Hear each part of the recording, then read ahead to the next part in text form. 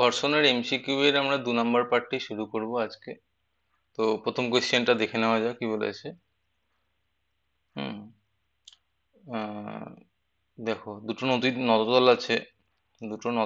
নদতলের দুটো নদীকোণ কত ডিগ্রি বলে দিয়েছে, 30 ডিগ্রি এবং 45 ডিগ্রি।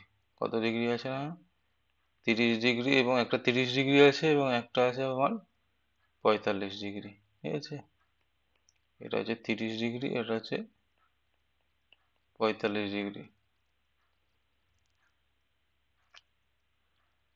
কোন বস্তুটি নদতলের আগে পৌঁছাবে, যেটা 30 ডিগ্রি হবে সেটা, না যেটা 45 ডিগ্রি হবে সেটা। ঠিক আছে, কোনটি নদতলের আগে পৌঁছাবে? অবশ্যই বুঝতে পারছো, নদতলের যে কোণ, এই যে কোণ যত বেশি হবে, ঠিক আছে, নদীকোণ যত বেশি হবে, নদীকোণ যত বাড়বে বাড়বে নিচের দিকে ত্বরণও তত বাড়বে। নিচের দিকে ত্বরণ তত বাড়বে। কিরম ভাবে বুঝছো ত্বরণ তত বাড়বে কেন? না, এই দেখো, এখানে একটা বস্তু যদি থাকে নবতলের উপরে, এই যদি বস্তু যদি থাকে, এখানে যে যে অভিকর্ষ যে বল কাজ করবে সেটা হচ্ছে mg। আর এইটা যদি থিটা হয়, তাহলে এই অ্যাঙ্গেলটা হয়ে যাবে আমাদের থিটা। আর এদিকে বরাবর নবতলের দিক বরাবর ওর ত্বরণ কত হবে, না mg ইন্টু, সরি, বল হবে mg সাইন থিটা, ত্বরণ হবে জি সাইন থিটা, তাই তো। এখানে ত্বরণ কি হচ্ছে, ত্বরণ হচ্ছে জি সাইন থিটা। জি সাইন থিটা, তার মানে সাইন থিটার মান যত বাড়বে, থিটার মান যত বাড়বে, সাইন থিটার মান তত বাড়বে, তাই তো। তার মানে একই উচ্চতা যদি হয়, তাহলে এই ক্ষেত্রে ত্বরণ বেশি হবে। ত্বরণ বেশি হবে, এই ক্ষেত্রে কি হবে, ত্বরণ কম হবে। ত্বরণ কম হবে, তাই না। যদি শূন্য গতিবেগ থেকে শুরু করে, তাহলে অবশ্যই যার ত্বরণ বেশি সে আগে আগে পৌঁছাবে, আর যার ত্বরণ কম সে পরে পরে পৌঁছাবে। ঠিক আছে, আশা করি বোঝা গেল। এটা দিতে পারে যে 30 ডিগ্রি, 45 ডিগ্রি, 60 ডিগ্রি এবং 90 ডিগ্রি, কার ক্ষেত্রে কোন বস্তুটি আগে পৌঁছাবে, যার কোণ সব থেকে বেশি হবে সেই বস্তুটি নবতলের আগে পাদদেশে পৌঁছাবে, যদি উচ্চতা একই থাকে। ঠিক আছে, বাকি সমস্ত তল যদি একই রকম থাকে, ঘর্ষণ গুণাঙ্ক বলি বা অন্য কিছু বলি, যদি একই রকম থাকে, তাহলে এই যত কোণ বেশি হবে তত তল বস্তুটি আগে আগে পৌঁছাবে। পরের কোশ্চেনটা দেখানো যাক কি বলেছে। এম ভরের একটি বস্তু আছে, হ্যাঁ, আনত তলে স্থির অবস্থায় আছে। ঠিক আছে,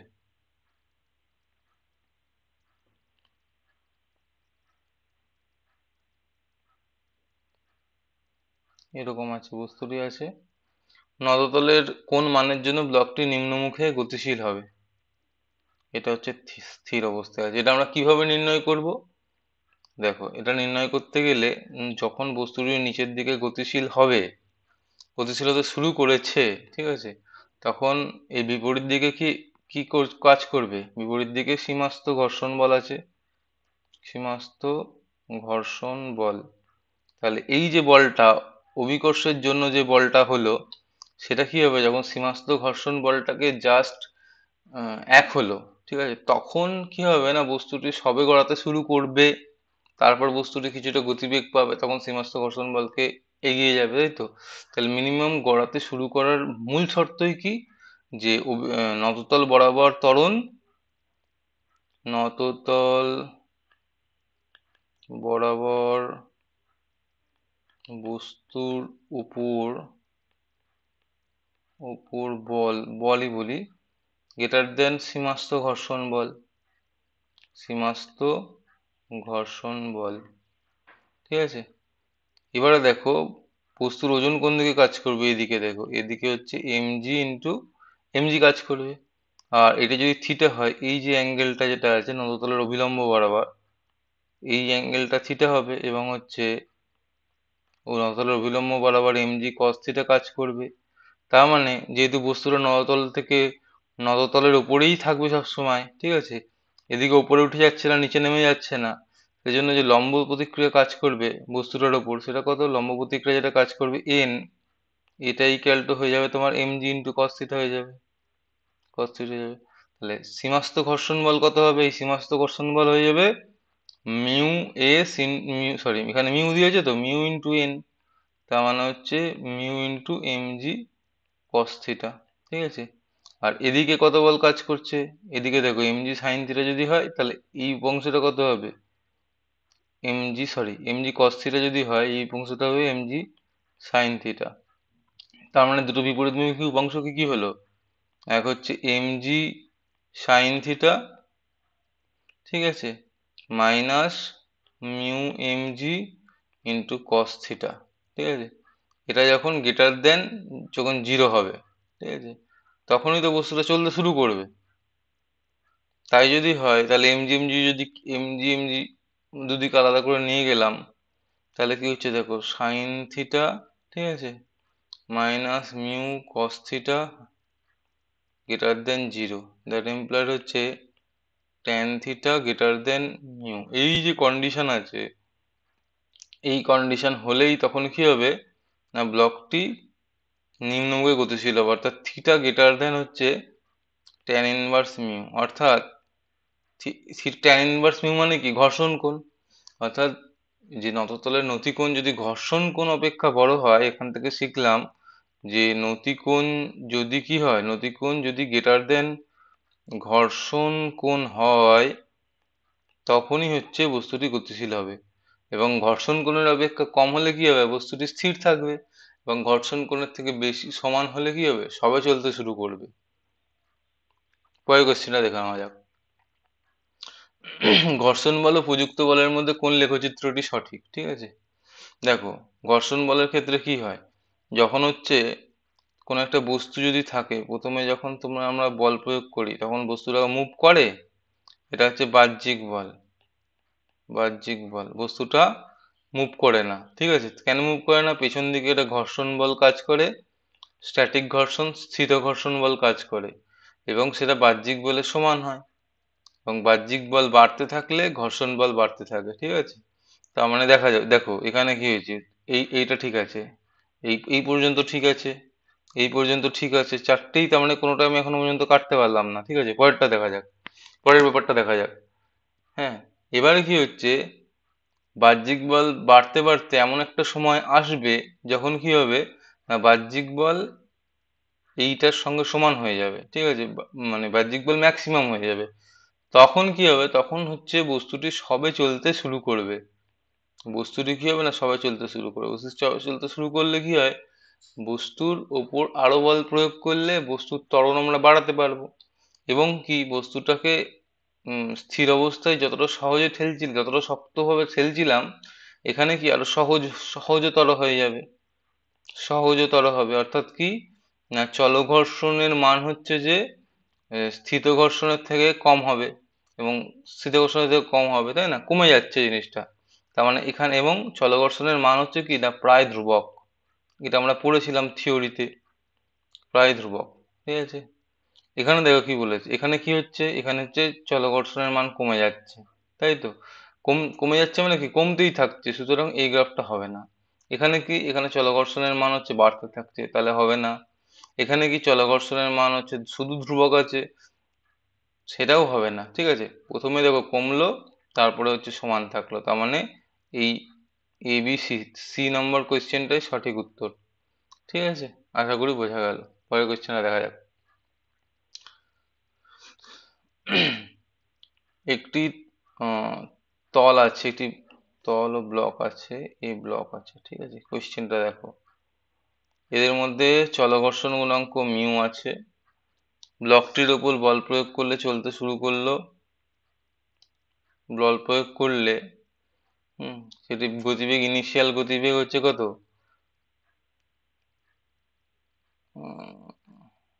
বল প্রয়োগ করে ভিআই গতিবেগ পেলো আমাদের, ঠিক আছে। এবার কত সময় পরে ব্লকটি থেমে যাবে এটা আমাদের জানতে চেয়েছে, ঠিক আছে।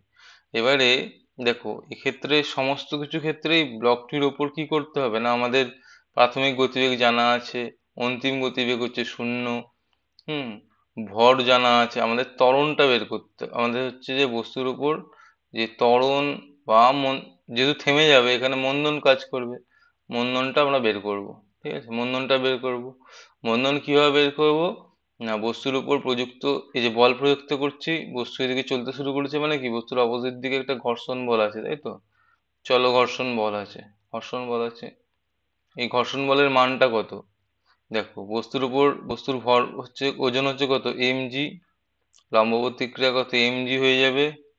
তার মানে যে ঘর্ষণ বল যেটা কাজ করবে সেটা হচ্ছে মিউ mg কাজ করবে, ঠিক আছে, এটা আমরা জানি থিওরি থেকে, তাই তো। তার মানে যেটা দাঁড়াচ্ছে, বস্তুর মন্দন কত হবে? বস্তুর মন্দন হবে আমাদের যে বল বাই ভর, তার মানে হচ্ছে মিউ জি, এটা হচ্ছে বস্তুর মন্দন হয়ে যাবে, এটা ঠিক আছে। এটা সমান হচ্ছে মাইনাস এ হয়ে যাবে, ঠিক আছে। এবারে আমরা কি বলেছে না, কত সময় পরে, তার মানে আমরা V equal to U minus A T, এই যে সমীকরণ যেটা আছে সেই সমীকরণটা আমরা ইউজ করব, তাই তো। এই সমীকরণটা ইউজ করলে কি হবে দেখা যাক, ভি ইকুয়াল টু কত 0, ইউ ইকুয়াল টু ভি, তাই তো, U equal to V, A equal to কত minus A equal to mu G into T, তার মানে হচ্ছে T equal to V by mu G, ঠিক আছে। তার মানে এই যে সময় পরে বস্তুটার যে গতিবেগ শূন্য হয়ে যাবে, এটা আমরা বুঝতে পারলাম। আমরা কি না, আমরা যে স্মৃতিবিদ্যায় যে সমস্ত ইকুয়েশন গুলো শিখেছিলাম সেই ইকুয়েশনটা কাজে লাগালাম, এবং এই যে এই এ বের করাটা খুব ইম্পর্টেন্ট ছিল এই ক্ষেত্রে। আশা করি বোঝা গেল। পরের কোশ্চেনটা দেখা যাক।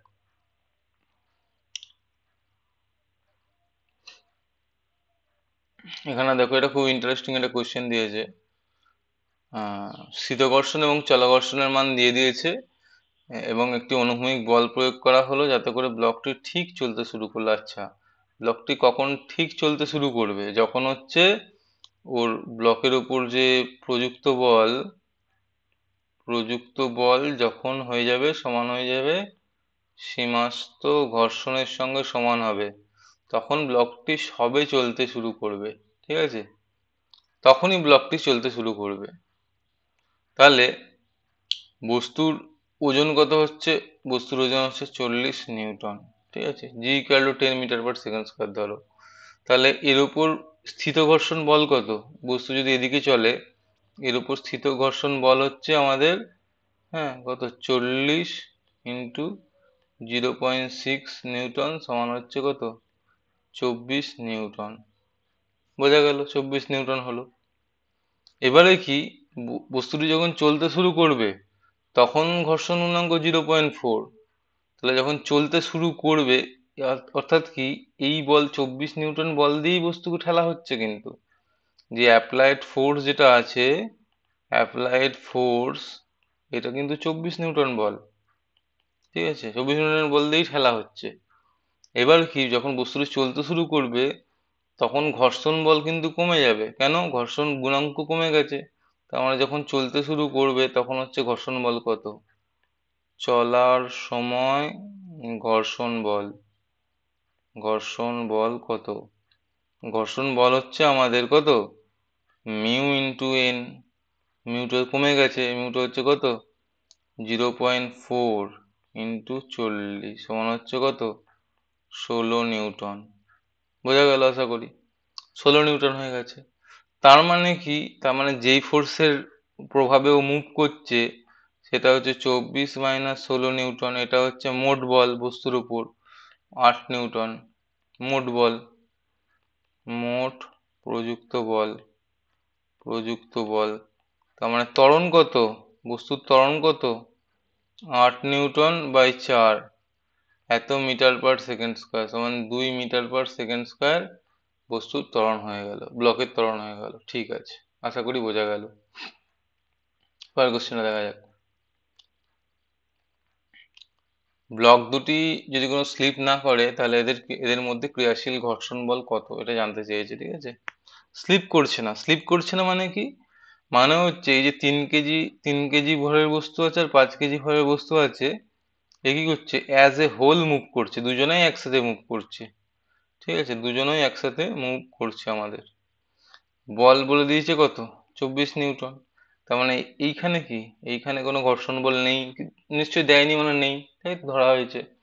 তার মানে এই যে এই যে ব্লক আছে এর ত্বরণ কত হবে, এর ত্বরণ হবে দেখো 24 বাই, এটা হচ্ছে 3 + 5, সমান হচ্ছে 3 মিটার/সেকেন্ড স্কোয়ার।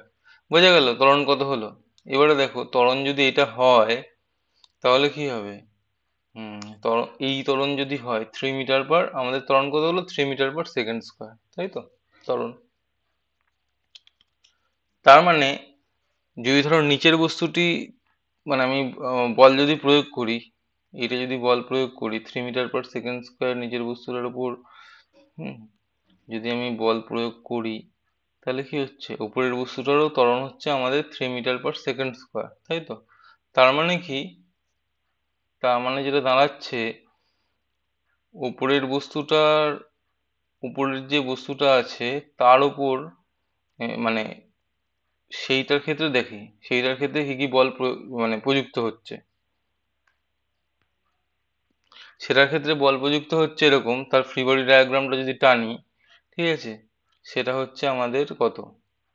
হুম, এক হচ্ছে তোমার ত্বরণ যেহেতু 3 মিটার/সেকেন্ড স্কোয়ার ত্বরণ, তাই তো, তাহলে 5 কেজি বস্তুর দ্বারা 3 কেজি বস্তুর উপর একটি বল প্রয়োগ হচ্ছে, এবং তিন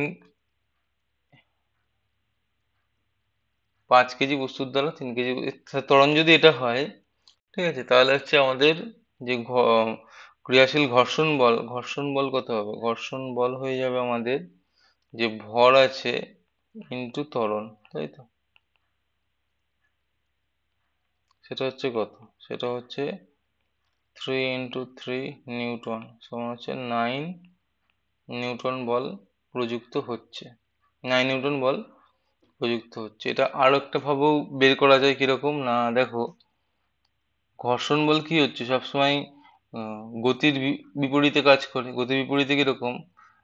এই ক্ষেত্রে পাঁচ পাঁচ কেজি ভর 3 কেজি ভরের উপর যে ঘর্ষণ বল দেবে সেটা কোন দিকে থাকবে? এই যে এইটা যেটা আছে, নিচের দিকে যেটা আছে, যদি ঘর্ষণ বল থাকতো তাহলে হচ্ছে এদিকে করতো, প্রয়োগ করতো বল। আর 5 কেজি বল কি করবে? 3 কেজি যে বস্তুটা আছে সেদিকে এই সামনের দিকে এগিয়ে নিয়ে যাওয়ার চেষ্টা করবে, ঠিক আছে। 3 কেজি বস্তুটাকে কি করবে না, সামনের দিকে এগিয়ে নিয়ে যাওয়ার চেষ্টা করবে। এই যে সামনের দিকে এগিয়ে নিয়ে যাচ্ছে, এই যে বলটা হচ্ছে, এটাই তো ঘর্ষণ বল, তাই তো। আবার 3 কেজি বস্তুটা কি করবে না, 5 কেজি বস্তুটাকে স্থির রাখার চেষ্টা করবে, তার মানে এর ক্ষেত্রে ঘর্ষণ বল এই দিকে হবে, ঠিক আছে, এর ক্ষেত্রে ঘর্ষণ বল এই দিকে হবে। এবারে এই যে ঘর্ষণ বলের প্রভাবে, তার মানে 3 কেজি বস্তুটার যে মুভমেন্ট হচ্ছে, এর যা মুভমেন্ট হচ্ছে সমস্ত কিছু ঘর্ষণ বলের প্রভাবেই হচ্ছে। ঘর্ষণ বলের প্রভাবেই হচ্ছে, ঘর্ষণ বল ছাড়া তো আর কিছুতেই মুভমেন্টটা হচ্ছে না। তাহলে ঘর্ষণ বলের প্রভাবে যদি মুভমেন্ট হয় তাহলে ঘর্ষণ বলের মানটা কত? ভর ইন্টু ত্বরণ, সমান হচ্ছে 3 × 3 মানে 9 নিউটন হয়ে গেল। আর 5 কেজি ভরের বস্তুটার ক্ষেত্রে কি হচ্ছে দেখো, 5 কেজি ভরের বস্তুটার উপর উম এ দেখো 5 কেজি ভরের বস্তুটার এদিকে কত? এদিকে নিশ্চয়ই বুঝতে পারছো যে আমাদের যে জিনিসটা দাঁড়াচ্ছে এটা হচ্ছে, এটা যদি 9 নিউটন হয় এক্ষেত্রে হয়ে যাচ্ছে 9 নিউটনই হবে আমাদের, 9 নিউটনই হবে, তাই না?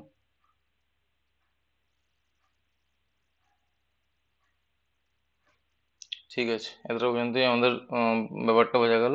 তাহলে ব্লক দুটির মধ্যে ক্রিয়াশীল ঘর্ষণ বল কত? ঘর্ষণ বল হচ্ছে 9 নিউটন। পরের কোশ্চেনটা দেখা যাক।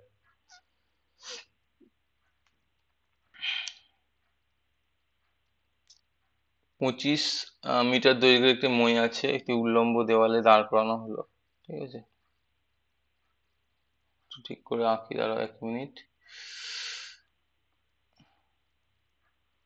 আমাদের কি বলেছে না, 25 মিটার দৈর্ঘ্যের একটা আছে, উল্লম্ব দেওয়াল আছে।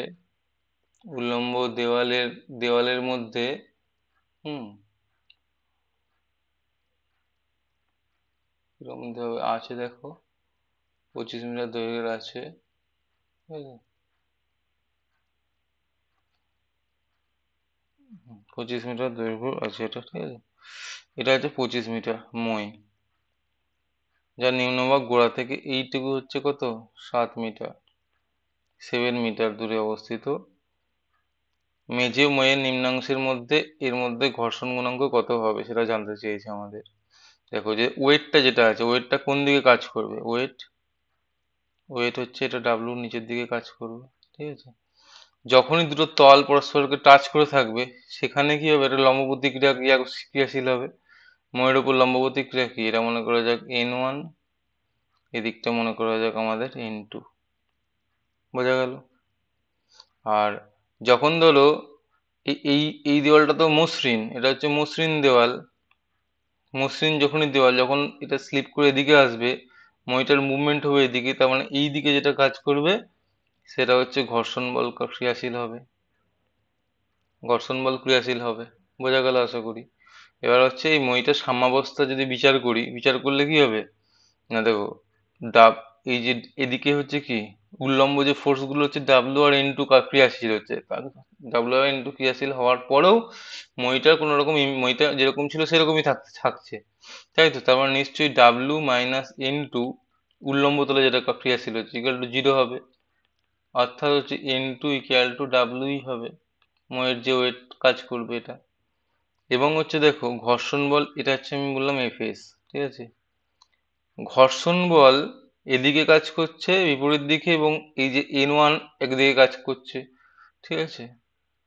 এই এই দুটো বল নিশ্চয়ই সমান হবে, বিপরীতমুখী বল সমান হবে, কেন কি, কারণ তবেই তো বস্তুটা থাকছে, বস্তুটা স্থির অবস্থায় থাকছে।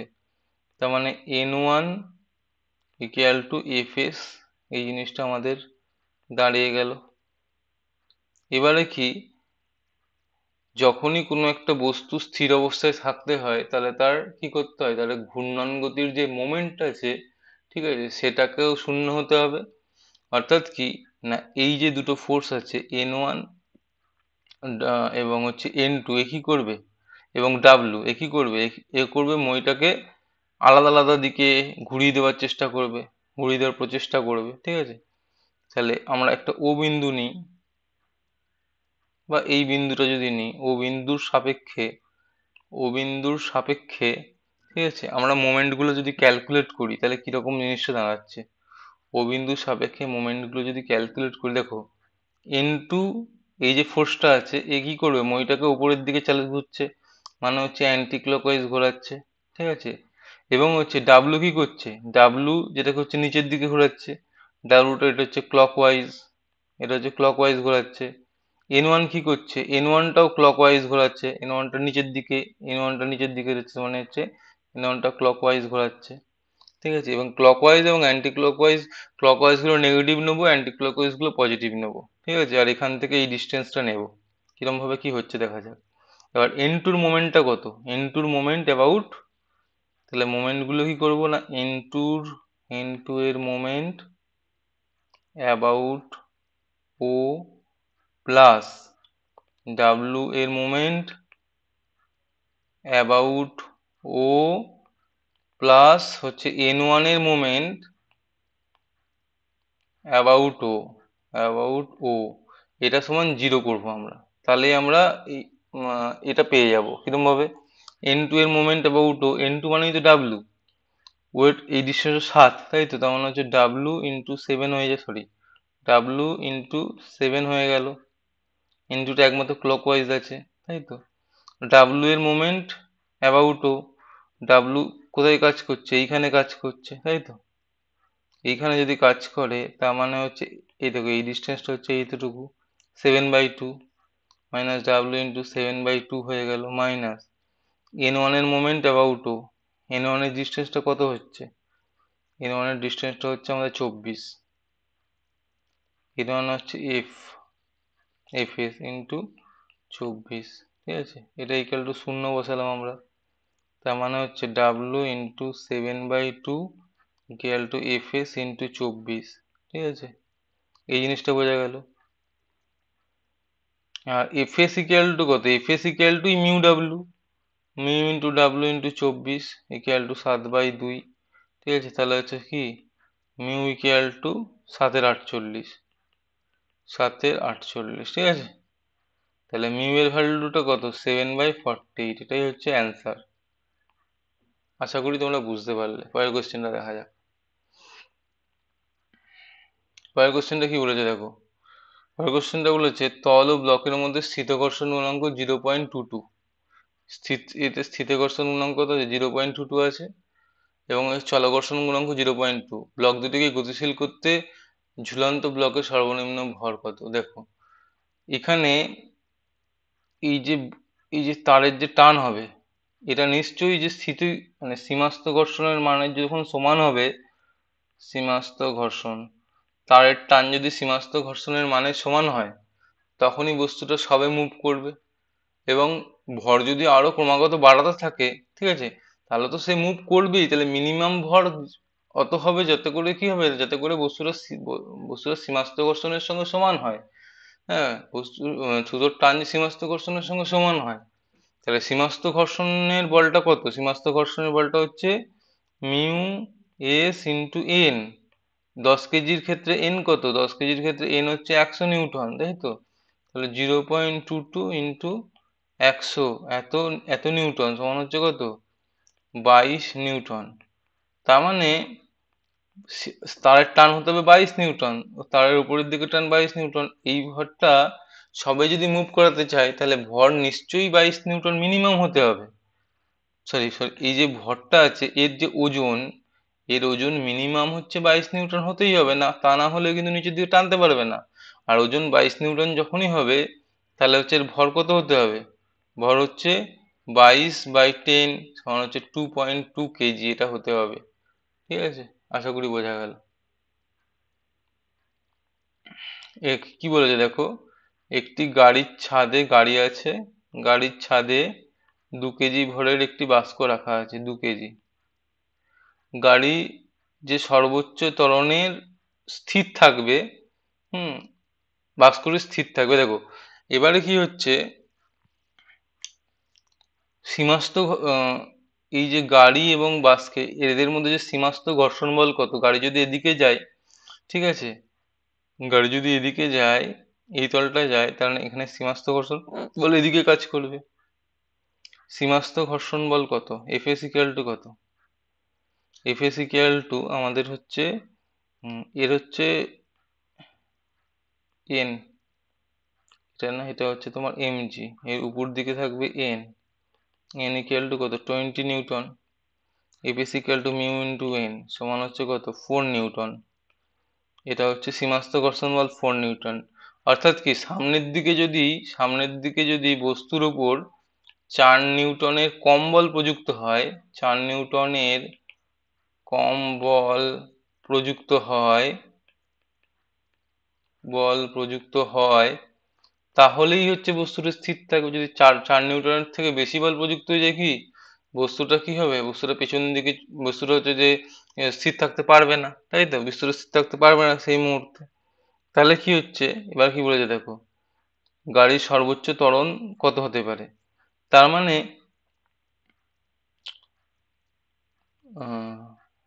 গাড়ির ত্বরণ হচ্ছে এ হতে পারে, A M into A less than 4 হতে হবে, ঠিক আছে, লেস দেন ইকুয়াল টু 4 হতে হবে। তার মানে এ লেস দেন ইকুয়াল টু 2 হতে হবে, তাই না? তার মানে হচ্ছে যে 2 মিটার/সেকেন্ড স্কয়ার, এই সর্বোচ্চ ত্বরণ পর্যন্ত বাস্কটি স্থির থাকতে পারবে। তার বেশি যেই ত্বরণ হবে, বাস্কটির সেই মুভমেন্ট শুরু হয়ে যাবে, বাস্কটির মুভমেন্ট শুরু হয়ে যাবে। ঠিক আছে, আশা করি বোঝা গেল। এবারে দেখো কি বলেছে, 6 কেজি ভরের একটি বস্তুকে 10 নিউটন বল দ্বারা চেপে ধরা হলো, দেওয়ালের প্রতিক্রিয়া বলটা কত? দেখো যদি 10 নিউটন বল দ্বারা চেপে ধরো এবং বস্তুটা যদি স্থির থাকে, তাহলে নিশ্চয়ই দেওয়ালও ওই বস্তুটার উপর সমান প্রতিক্রিয়া বল দিচ্ছে, তবেই তো স্থির আছে। তার মানে অবশ্যই দেওয়ালের প্রতিক্রিয়া বল হয়ে যাবে 10 নিউটন। ঠিক আছে, আজকে এতটাই, এই পর্যন্তই। পরের দিন আবার দেখা হবে।